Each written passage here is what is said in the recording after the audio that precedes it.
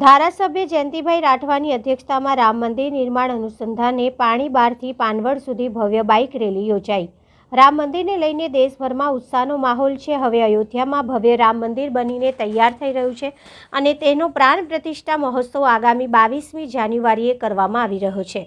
આ અંતર્ગત દેશભરમાં રામ ભક્તો ઉત્સવની ઉજવણી કરી રહ્યા છે। પાવી જેતપુર વિધાનસભાના ધારાસભ્ય જયંતિભાઈ રાઠવા પણ રામ ભક્તો સાથે મળીને એક વિશાળ બાઇક રેલીનું આયોજન કર્યું હતું। આ રેલીના તમામ ભક્તોએ રેલીમાં જોડાઈ ભવ્ય મહોત્સવના સાક્ષી બનવા માટે તૈયાર છે।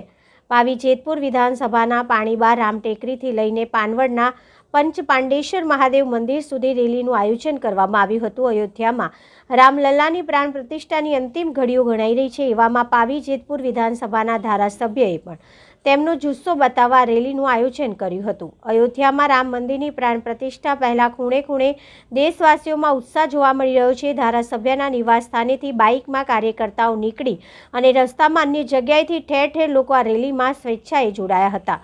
આ બાઇક રેલીને ખૂબ સારો પ્રતિસાદ મળ્યો હતો।